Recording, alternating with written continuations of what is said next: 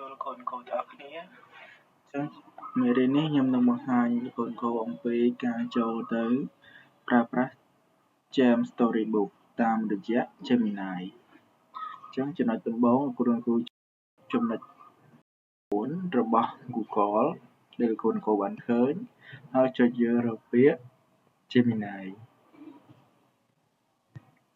បន្តមកទៀតបើសិនជាកុំព្យូទ័រកូនគ្រូងាកមកមើលខាងឆ្វេងនេះចុចលើ Gemini តើមានរូបត្បូងនៅបើសិនជាកុំព្យូទ័រកូនគ្រូអត់ទាន់មានទេសូមជ្រើសរើសយកពាក្យ Setting ហើយចុចទៅលើពាក្យ Jam បាទលោកគ្រូនិងគ្រូចុចបានប៉ុណ្ណេះហើយលោកគ្រូនិងគ្រូអស់មកខាងក្រោមលោកគ្រូនិងគ្រូឃើញពាក្យថា Storybook អញ្ចឹងយើងចូលកន្លែង Storybook តើលោកគ្រូនិងគ្រូចង់បង្កើតអំពីសាច់រឿងអ្វីហើយបរិបទនៅណាអញ្ចឹងខ្ញុំសូមសរសេរប្រអប់របស់ខ្ញុំចូលបាទខ្ញុំចង់បង្កើតរឿងខ្លីមួយអំពីសិស្សកំព្រាតស៊ូរៀនសូត្របានជោគជ័យហើយបរិបទជាប្រទេសកម្ពុជាខេត្តកំពង់ចាមតាមទៀតខ្ញុំចុច Submit បាទដូចកូនឃើញសញ្ញាព្រួយនៅខាងស្ដាំដៃនេះចឹង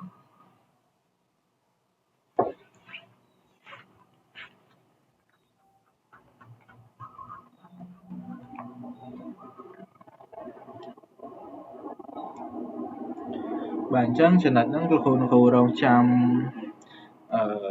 AI គាត់បង្កើតជាសាច់រឿងខ្លីជូនគុណគ្រូរយៈពេលប្រហែលជា5នាទីអញ្ចឹងវានឹងលោតខ្លឹមសាររឿងមក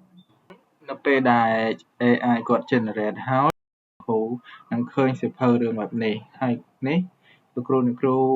អាចចុចដើម្បីបើកសៀវភៅដើម្បីអាន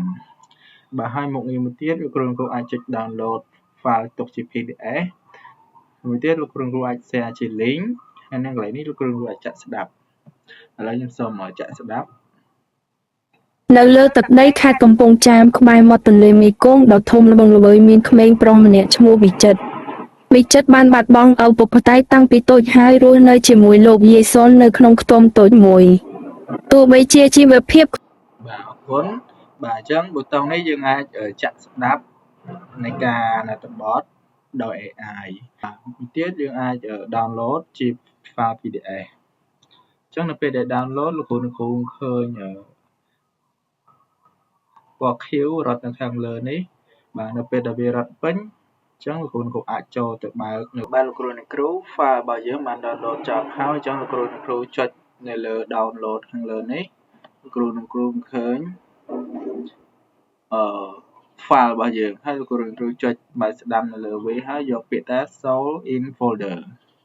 បាទហើយបន្តទៀតយើងនឹងឃើញថា file របស់យើងបាទនៅទីណាបាទនេះលោកគ្រូនិងគ្រូគឺជា file ដែលយើងបាន download មិញហើយលោកគ្រូនិងគ្រូអាច print ឬក៏ទម្លាក់ file PDF នេះទៅក្នុង Telegram ដើម្បីចែកជូនទៅកាន់កូនសិស្សអានឬក៏ទុកជាឯកសារផ្សេងៗបាទអញ្ចឹងមេរៀននៃការបង្កើត Jam Storybook មាតិកា